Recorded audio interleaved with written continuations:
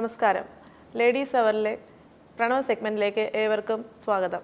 ജ്യോതിഷങ്ങളിലെ കാണാപ്പുറങ്ങൾ തേടിയുള്ള യാത്രയിൽ നമ്മളോടൊപ്പം ഇന്നിവിടെ എത്തിയിരിക്കുന്നത് ജ്യോതിഷാചാര്യൻ ശ്രീ KV സുഭാഷ് ചന്ദ്രി സാറാണ്. സാറിനെ നമുക്ക് ഈ പരിപാടിയിലേക്ക് സാദരം ക്ഷണിക്കാം. സാർ നമസ്കാരം.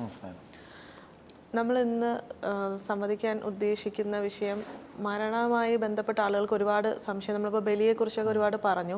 ഇപ്പം ICUവിൽ കിടക്കുന്നവർ ഒന്ന് ഞാൻ ആ കറുത്ത പോഹ പോലെ കണ്ടിട്ട് വന്നു, അതിനെക്കുറിച്ചൊക്കെ അറിയാൻ താല്പര്യം കൂടുതൽ ഇപ്പം പ്രേക്ഷകർ കാണിക്കുന്നുണ്ട്. അപ്പോൾ അതിനെക്കുറിച്ച് മരണാനന്തരം എന്താണ്, അങ്ങനെയൊക്കെ കാണുന്നു എന്ന് പറയുന്നത് ഉള്ളതാണോ, അതിനെക്കുറിച്ചൊന്ന് വിശദീകരിക്കാം. അതായത് നമ്മളൊരു ക്രിട്ടിക്കൽ സ്റ്റേജിലൊക്കെ കിടക്കുന്ന ഒരു രോഗി തീർച്ചയായിട്ടും വേറെ ലോകം കണ്ടു എന്നെല്ലാം നമ്മളോട് എല്ലാവരും പറയും. നമുക്കായാലും അങ്ങനെയുള്ള ഫീല് വരും. കാരണം നമ്മളുടെ ഉപബോധ മനസ്സിൻ്റെ ഒരു പ്രതികരണമാണത്.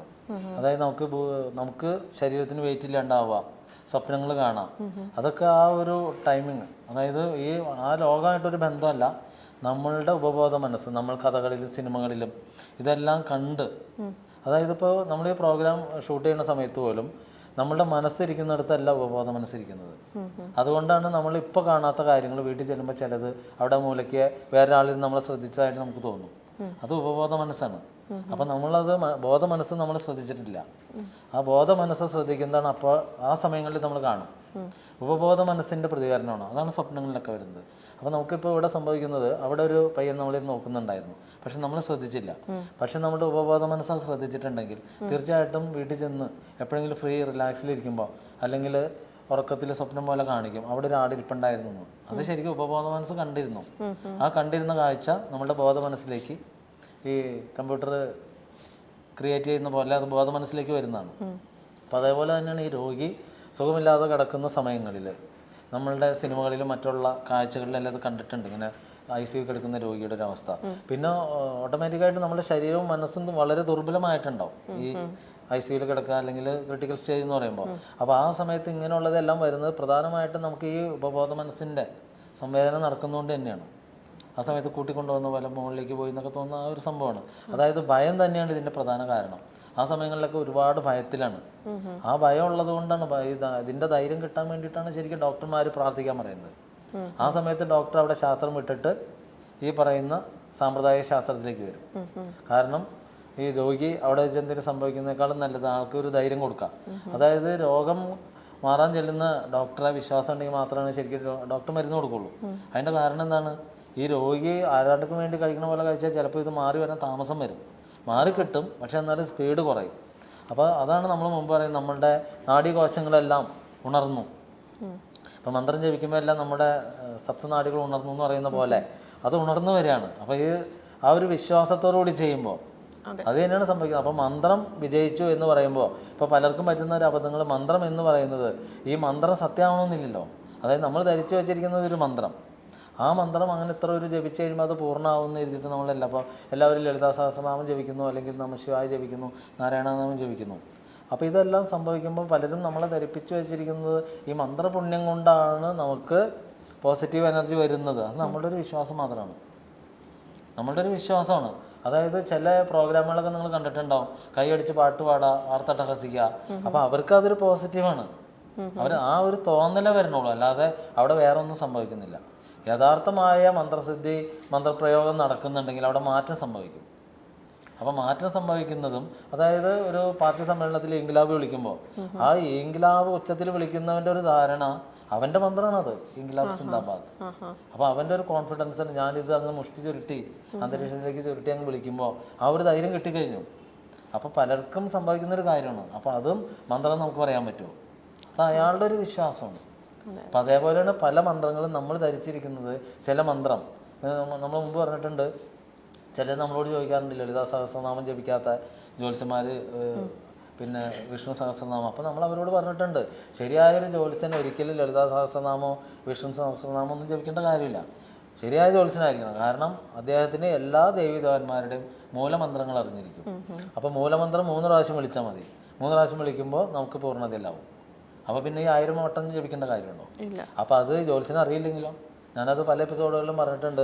5 വർഷമായി ജ്യോതിഷ വിദ്യാർത്ഥിയാണ്, അല്ലെങ്കിൽ 3 വർഷം പഠിച്ചു, പക്ഷേ ഗണപതിയുടെ മൂലമന്ത്രം ചോദിച്ചാൽ പോലും അറിഞ്ഞുകൂടാ. ശരി, സരസ്വതിയുടെ അതറിഞ്ഞുകൂടാ, എന്നാൽ ബാലഗണപതി അതറിഞ്ഞുകൂടാ. അപ്പോൾ ഇതൊന്നും അറിഞ്ഞുകൂടാ, പിന്നെ ഇവർ എന്ത് ജ്യോതിഷം പഠിക്കുന്നത്? അപ്പോൾ നമ്മളുടെ രീതിയിലുള്ള ജ്യോതിഷം എന്ന് പറഞ്ഞാൽ എല്ലാ ദേവീദേവന്മാരുടെ മൂലമന്ത്രം ഉണ്ടാവും. അങ്ങനെ ആ മൂലമന്ത്രങ്ങളെല്ലാം പൂർണ്ണതയിലുള്ളതുകൊണ്ട് മാത്രമാണ് നമുക്ക് ഈ ബാധ ആവാഹനം നടക്കുന്നത്. അത് തന്നെ ഒരു ഉദാഹരണം കൂടി പറഞ്ഞുതരാം. ഇപ്പോൾ ഒരു പനി പിടിച്ചു, ഈ പനി പിടിച്ച് കഴിഞ്ഞിട്ട് ചികിത്സിച്ചിട്ട് നിങ്ങൾക്ക് മാറുന്നില്ല. അപ്പോൾ ഈ പനി മാറാനായിട്ട് മരുന്ന് കഴിക്കുന്നതിൻ്റെ ഒപ്പം നമ്മളുടെ അടുത്ത് പറയുകയാണെങ്കിൽ നമുക്ക് ചരതാവടക്കഞ്ഞി എന്ന് പറഞ്ഞിട്ട്, അതായത് അക്കുളത്ത് കുറുമ്പയുടെ ഒരു മൂലമന്ത്രമുണ്ട്, അക്കുളത്ത് കുറുമ്പ.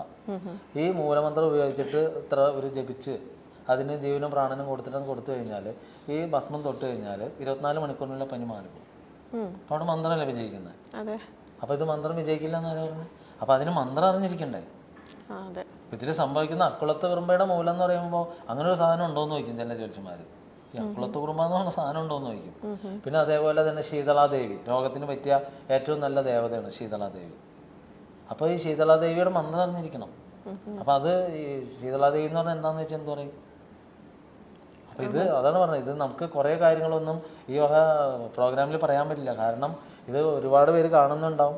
പിന്നെ മന്ത്രങ്ങൾ നിങ്ങൾ മുമ്പ് ഉദ്ദേശിച്ച പോലെ തന്നെ ഗുരു ഉപദേശത്തിന് മാത്രമേ കൊടുക്കാൻ പാടുള്ളൂ, അത് മൂലമന്ത്രങ്ങൾ. അല്ലാതെ വല്ല മന്ത്രം എന്ന് പറഞ്ഞാൽ ഇപ്പോൾ വല്ലവരും പുതിയതായിട്ടൊക്കെ ഉണ്ടാക്കുന്ന മന്ത്രങ്ങൾ, അതൊന്നും നമ്മൾ മന്ത്രമായിട്ട് അംഗീകരിക്കുന്നില്ല. ഒറിജിനൽ മന്ത്രം എന്ന് പറഞ്ഞാൽ ഇത്ര ഒരു ജപിച്ച് കൊടുത്തു കഴിഞ്ഞാൽ ഫലിക്കും. അതായത് ഇപ്പോൾ നമ്മളുടെ ഒരു സംഭവം എന്ന് പറഞ്ഞാൽ പൂജയ്ക്ക് വരാൻ ഭർത്താവിന് താല്പര്യമില്ല, വിശ്വാസമില്ല, പകുതി മനസ്സുള്ളൂ. അവർ നമ്മളുടെ അടുത്ത് ഒന്ന് പറയുകയാണെങ്കിൽ തീർച്ചയായിട്ടും നമ്മൾ പഞ്ചസാര ജപിച്ചു കൊടുത്തു. അത് അങ്ങേര് പോലും അറിയാതെ ചായയിലോ കാപ്പിയിലോ ജ്യൂസിലൊക്കെ ഇട്ട് കൊടുത്തു കഴിഞ്ഞാൽ ആൾ നമ്മുടെ അടുത്തേക്ക് വരും, വിശ്വാസത്തോടുകൂടി വരും. അപ്പോൾ അത് മന്ത്രം ഫലിക്കല്ലേ അവിടെ. അപ്പോൾ ഈ മന്ത്രം ഫലിക്കില്ല എന്നാണ് പറഞ്ഞത്. അതേപോലെ മെൻ്റലുള്ള കുട്ടികൾ മാതാപിതാക്കൾ പറഞ്ഞാൽ കേൾക്കില്ല. അവരെ നമ്മൾ പറയും പൂജയ്ക്ക് കൊണ്ടുവരണമെന്ന് പറയും. അവർ വന്നിട്ട് പഞ്ചസാര ജപിച്ചു കൊണ്ടുപോയി കഴിഞ്ഞിട്ട് ചായയിലോ കാപ്പിയിലോ ഇട്ട് കൊടുത്തു കഴിയുമ്പോൾ അവർ നമ്മളുടെ അടുത്തേക്ക് വരും. വളരെ സൈലൻ്റ് ആയിരിക്കും, ഒരു പ്രശ്നം ഉണ്ടാക്കില്ല.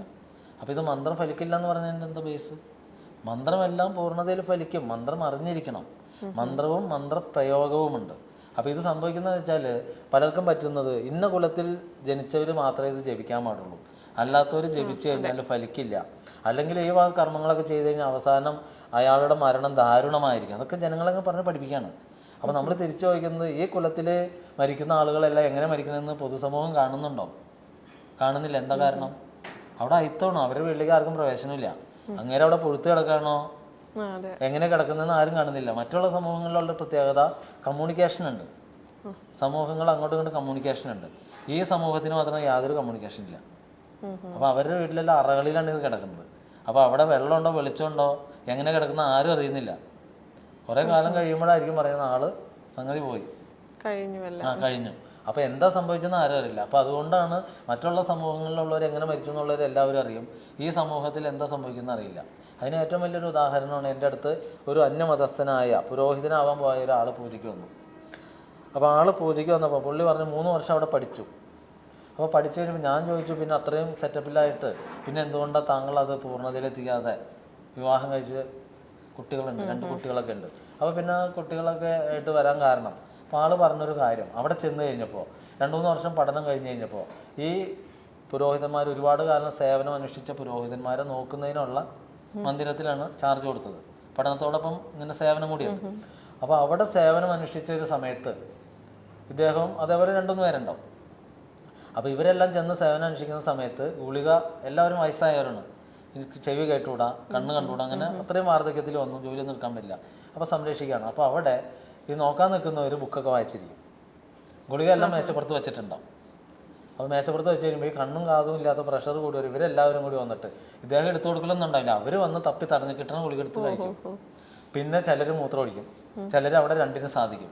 ഇതിൻ്റെ അകത്ത് തന്നെ ചവിട്ടി കൂട്ടിയൊക്കെ നടന്നിട്ടാണ് പോകുന്നത്. ഒത്തിരി പേരുണ്ട്. അതായത് ഒത്തിരി പേരെ നോക്കാനായിട്ട് 1-2 പേരുണ്ടാവുള്ളൂ. ഇവർക്കെന്ന് പറയുമ്പോൾ അതായത് പുത്രനോ പുത്രിയോടെ വാത്സല്യം ഇവരൊരിക്കലും കാണിക്കില്ല. ഇവരെ സംബന്ധിച്ച് ഇവർ പുറത്തുനിന്ന് വന്നാണ് ഒരാളാണ്. അതുമല്ല, അങ്ങനെ നോക്കിക്കൊണ്ടിരുന്നപ്പോൾ അപ്പോൾ ഇദ്ദേഹത്തിന് തോന്നിയൊരു തോന്നലാണ്, ഈ കാഴ്ചയാണ് കാണുന്നത്. അതായത് ഇത്രയും കാലം ജനങ്ങൾക്ക് വേണ്ടി ഒരുപാട്, അത് ദൈവമായിട്ട് ഏറ്റവും അടുത്ത് നിന്ന ആൾക്കാരാണ്. ആ മതം പഠിപ്പിക്കുന്നത് തന്നെ അങ്ങനെ മുട്ടിപ്പായിട്ട് പ്രാർത്ഥിച്ചാൽ മതി എല്ലാം നടക്കുമെന്ന് പറയുന്നത്. അത്രയും മുട്ടിപ്പായിട്ട് പ്രാർത്ഥിച്ച് ജനങ്ങൾക്ക് വേണ്ടി എല്ലാം ചെയ്തു കൊടുത്ത ഈ ആചാര്യന്മാരാണ് ഒരു അവസാന കാലഘട്ടത്തിൽ ഈ വിസർജ്യത്തിൽ തന്നെ ഭക്ഷണം ഇട്ട് കഴിക്കുക, പിന്നെ കിട്ടുന്നത് എടുത്ത് കഴിക്കുക, അങ്ങനെ ഒരു സെറ്റപ്പ്. എവിടെ കിടന്നുറങ്ങിയൊന്നൊരു പിടുത്തമില്ല. നോക്കാൻ വന്നവനാണെങ്കിൽ അവൻ ഗ്രന്ഥങ്ങൾ വായിച്ചുകൊണ്ടിരിക്കുക. അപ്പോൾ അവന് തോന്നിയത് ഇത്രയും ലോകത്തിന് വേണ്ടി സേവനം ചെയ്യുന്നതിലും നല്ലത് സ്വന്തമായിട്ട് കല്യാണം കഴിച്ച് കുട്ടികളുണ്ടായ ആ കുട്ടികളിൽ ആരെങ്കിലും ഒരാൾ നോക്കും, ഇത്രയും ദുരിതം എന്തായാലും അനുഭവിക്കണ്ടാവില്ല. അങ്ങനെ മനസ്സ് മാറിയാണ് ആൾ വന്നത്. വന്നു കഴിഞ്ഞ് പൂജാതി കർമ്മമൊക്കെ ചെയ്തു പോയി. അപ്പോൾ പിന്നെ അതിനകത്ത് വരുന്നുണ്ടല്ലോ. അപ്പോൾ ഈ പറഞ്ഞ സേവനം അല്ലെങ്കിൽ ഇന്ന കർമ്മം ചെയ്തിരുന്നവർ എങ്ങനെ മരിക്കുന്നതെന്നുള്ള പുറം ലോകം അറിയുന്നുണ്ടോ? ഇല്ല. ഇപ്പോൾ അങ്ങനെ നമ്മളുടെ അടുത്ത് വന്നതുകൊണ്ട് മാത്രമാണ് ഈ കാര്യം നമുക്ക് മനസ്സിലായത്, ഞെട്ടിക്കുന്ന ഈ വിവരങ്ങൾ. അപ്പോൾ അതേപോലെ ജനം ധരിച്ചിരിക്കുന്നത് ഇന്ന കുലത്തിൽ ജനിച്ചവർ മാത്രമേ. അതെന്താണെന്ന് വെച്ചാൽ ഞാൻ മുമ്പ് പറഞ്ഞിട്ടുണ്ട്, ഈ ബ്രഹ്മരക്ഷസ് എന്ന് പറയുന്നത് തന്നെ ദുർമരണപ്പെട്ട ബ്രാഹ്മണന്റെ പ്രേതം എന്ന് പറയാം. അപ്പോൾ എന്തിനാന്ന് വെച്ചാൽ അത് പേടിപ്പിക്കുകയാണ്. എല്ലാം ബ്രാഹ്മണ്യമാണ്. ശരിക്കുള്ള ബ്രാഹ്മണ്യം എന്താ? ബ്രഹ്മജ്ഞാനേതി ബ്രാഹ്മണ്യം. ബ്രഹ്മജ്ഞാനം എന്ന് പറഞ്ഞാൽ എന്താ? ദൈവികമായ അറിവാണ്. അപ്പോൾ ഈ ബ്രഹ്മജ്ഞാനം നേടി വരണം എന്നുണ്ടെങ്കിൽ ദൈവികമായ അറിവ് തന്നെയാണ് നേടുന്നത്. അപ്പോൾ ഈ അറിവിലേക്ക് വരുമ്പോൾ അത് കുലത്തിൽ, അതായത് പണ്ട് കാലങ്ങളിൽ കുലം തിരിഞ്ഞപ്പോൾ ദേവനെ പൂജിക്കുന്നവൻ പോറ്റി എന്നും, അമ്മയെ പോറ്റുന്നവൻ അമ്പോറ്റിയും, അങ്ങനെയാണ് കുലം തിരിയുന്നത്. രാജരക്ഷ ചെയ്യുന്നവൻ ക്ഷത്രിയനായിട്ടും, വ്യാപാരങ്ങളിൽ ഏർപ്പെടുന്നവൻ വൈശ്യനായിട്ടും, ദാസപ്പണി ചെയ്യുന്നവൻ ശൂദ്രനായിട്ടും, അങ്ങനെയാണ് ചാതുർവർണ്ണം തിരിയുന്നത്. അപ്പോൾ ഈ സുഖം, അതായത് ദേവനെ പൂജിച്ചു വന്നവനോടുള്ള ഭയഭക്തി ബഹുമാനം, അതൊരു കുലമായിട്ടും ആചാരമായിട്ടും അങ്ങ് മാറ്റിയെടുത്തു. അങ്ങനെ തൊട്ടുകൂടായ്മയും തീണ്ടിക്കൂടായ്മയും വന്നു. അതാണ് ശരിക്കും സംഭവിച്ചത്. അപ്പോൾ എന്തുകൊണ്ട് ഈ കാലഘട്ടത്തിൽ ഇത്ര അറിവുണ്ടെന്ന് പറഞ്ഞാൽ പോലും പലരും ഇതിൻ്റെ പിന്നാലെ പോകുന്നു വെച്ചാൽ ആ ഒരു വിശ്വാസമാണ് മനസ്സിൻ്റെ അടിത്തട്ടിൽ കിടക്കാണ്.